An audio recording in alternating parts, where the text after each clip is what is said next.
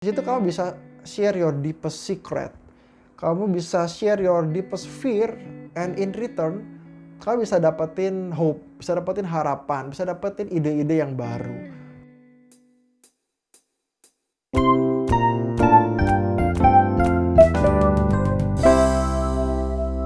Ini pertanyaan yang sering ditanyain sama saya dan teman-teman di Gading Counseling juga nih, gitu ya. Pak Michael, gimana sih caranya supaya tidak mengalami mental breakdown di masa tidak ada kepastian dan kejelasan seperti saat ini?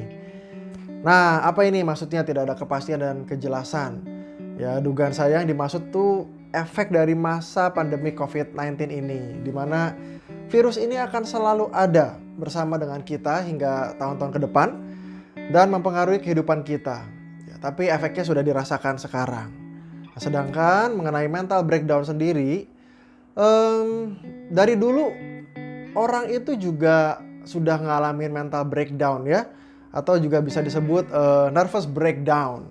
Nah, itu kondisi stres berat yang menimpa kita sehingga kita itu nggak bisa menjalankan fungsi normalnya kita. Ya, artinya kita bisa mengalami gangguan kecemasan, depresi, nggak bisa tidur atau sebaliknya gitu ya, tidur terus atau selalu merasa lelah gitu ya, padahal nggak diapa-apain udah lelah duluan gitu. Nafsu makannya berubah drastis, bisa menurun atau sebaliknya jadi meningkat tinggi banget. Merasakan sakit secara fisik padahal itu psikis gitu ya, sehingga sulit fokus dan sampai sesak nafas atau yang kita sebut ya panic attack. Nah, kalau kita punya teman-teman kayak gitu artinya udah mulai mental breakdown ya. Kenapa bisa begitu? Nah, biasanya mental breakdown itu dipicu dari gangguan kejiwaan yang memang sebelumnya udah ada. Tapi stres yang timbul akibat peristiwa sehari-hari itu juga bisa memicu orang mengalami kondisi ini. Nah, dulu orang bisa tuh ya traveling ke hotel, bioskop, mall, belanja, massage gitu ya, ngebir dan lain sebagainya. Intinya ada ventilasinya di situ, ada room to ventilate. Nah, sekarang ini di masa-masa ini itu hilang semua tuh ya, bisnis yang berhubungan dengan traveling, hotel dan lain sebagainya itu bisa menurun dengan luar biasa. Nah, ini menambah stres lagi gitu ya, dan stres ini bisa bersifat kronis.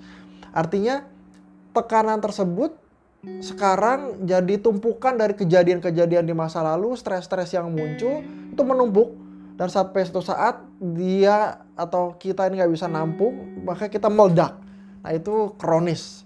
Nah, ini peristiwa besar yang akhirnya bisa memicu reaksi stres yang akut itu juga bisa terjadi.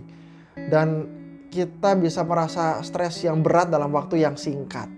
Nah, contohnya apa ya? Kayak dalam masa ini bisa kita kehilangan pekerjaan. Kita mengalami perceraian pada masa COVID-19. Kematian orang tercinta. Masalah keuangan. Bahkan masalah akademis atau tekanan-tekanan dari pendidikan. Gak bisa lanjut karena very stress. Itu juga menjadi sebuah momen peristiwa besar. Lalu stres dalam pekerjaan, pindah ke tempat baru gitu ya. Oh, di Jakarta udah sulit, pindah ke tempat baru udah tidak bisa menyesuaikan diri.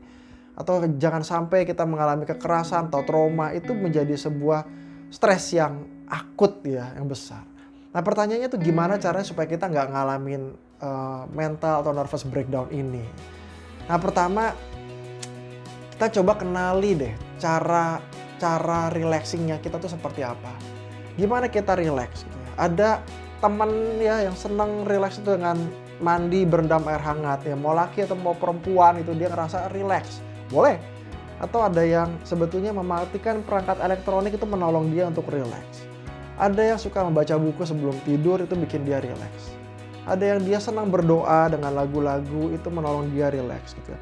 Bahkan sebetulnya kalau kamu bilang mau main game itu juga boleh, asalkan dalam kondisi kamu memang sedang relax. Tapi kalau kamu lagi stres gitu ya, lalu kamu main game terus-terusan, itu malah memicu adiksi. Jadi ya hati-hati. Ya, pilih cara-cara relaxing kamu, kenali itu. Nah, tapi yang kedua, building support system, bangun support system. Artinya kita bangun koneksi, kita ada orang-orang yang dekat kita, sehingga kita bisa cerita perasaan kita, hidup kita gitu ya. Itu penting banget. Jadi kalau kamu punya komsel, itu menolong kamu banget di masa-masa ini. Kamu punya teman, kamu punya koneksi, kamu bisa share feeling kamu, thinking kamu, pikiran kamu, dan kondisi kamu. Ya artinya physical distancing ini kan nggak harus relational distancing kan. Yang ketiga itu kamu tentu saja bisa konseling. Konseling itu kamu ketemu orang yang fresh, baru, ya, nggak dikenal dan objektif, artinya tidak memihak. Kamu bisa tukar pikiran kamu dan share perasaan kamu via online gitu. Di situ kamu bisa share your deepest secret. Kamu bisa share your deepest fear, and in return kamu bisa dapetin hope, bisa dapetin harapan, bisa dapetin ide-ide yang baru. Nah ini menolong sekali untuk mengatasi.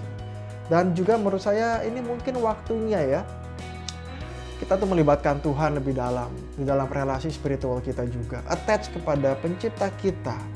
Itu menolong kita punya point of view yang berbeda dalam memaknai ketidakjelasan ini. Nah, kira-kira ini semua bisa menolong teman-teman ya. So God bless you all and enjoy your life.